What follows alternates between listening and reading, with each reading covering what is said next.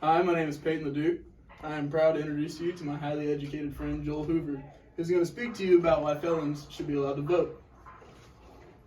Best of luck. Hi, I'm Joel Hoover. I'm here to talk to you about why prisoners and felons should have the right to vote. Now, most of us in this room has recently turned 18 or getting close to that age, and we haven't quite had the right to vote. And we understand the pain and the upsetness we go through when an elected official gets a spot that we did not vote for him to get. Now imagine that pain if you were 18, you're a tax-paying citizen for years, and you had that right to vote, and it was simply taken away from you because you made a mistake in your past. So, some topics I'll be covering today is policies that affect prisoners, positive impact on rehabilitation, and states already changing this rule for felons and cons. Oh. You want to listen? You can come in. So, according to the U.S. Department of Justice, education programs are expanding rapidly in the prison systems.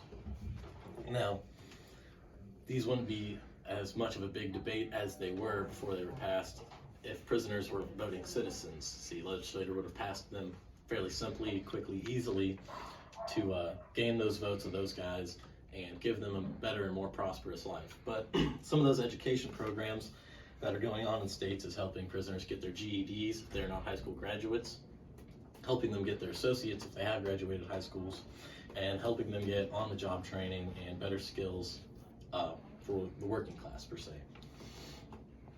Now, according to procon.org, in their article, Top 10 Pros and Cons of Why Felons Should Vote, people fully integrate back into society easier when they have the right to vote. They feel less of like a second-class citizen.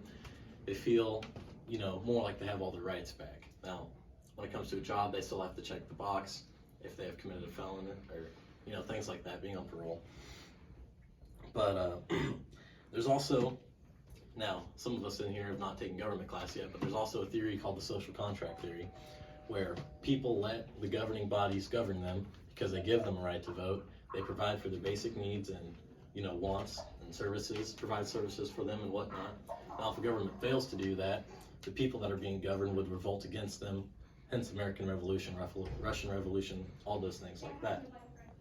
Now, if the U.S. government does not make a change soon, there could be more people who have felonies and have been incarcerated that do not have the right to vote that will revolt against them, leading to, say, a revolution or, such a thing like that.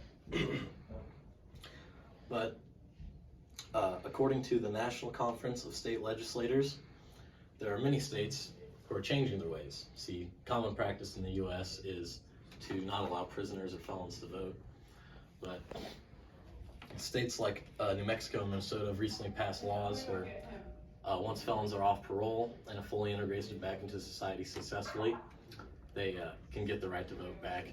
All they do is just pay like a fine or whatever. Register to vote again, essentially. They just register to vote again. And they are already seeing benefits of this. They are already seeing like happier citizens to their elected governors and state legislators. And in conclusion, there are many benefits to be reaped from letting felons vote again, letting prisoners vote. Sorry, I just lost my train of thought. But there are many benefits to be had from letting prisoners and felons vote. There's better chances of them not going back into the prison system. They're getting to society better, and they become more productive citizens in the U.S. when they have a say in their government, when they can be an active citizen and not just take a back seat rotting in a cell. I'd like to thank you all for your time. That was my speech. Yes, thank you for me. Is there any questions for me personally or about my topic or anything like that that you guys have for me? So, as a felon, they obviously did not care about a specific law. So why should they have the right to vote to change that law if they're not going to follow the one in place? I understand where you're coming from with that, and I understand while they're in prison, it There could be a solid argument made that is just part of their punishment, but I think as a ex-felon, you know, they have a felony on the record and such, that once they're off parole, once they have reformed to society, once they are back to being a productive member, and they've changed their ways, I feel like they should be able to vote. I feel like they are a good citizen at that point in time. I feel like they... So how do you measure the way they change their ways? I mean, what scale do you use to know if they changed their ways? I was just thinking parole. You know, they're on parole for about 6 months where they get drug tested. They have to hold down a job. And once the parole officer says, you know, he's been doing a great job, he's had a job, he's passed all his drug tests, you know, I think we can let him off parole.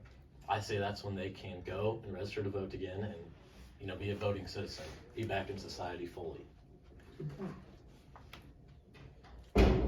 Thank you for your time.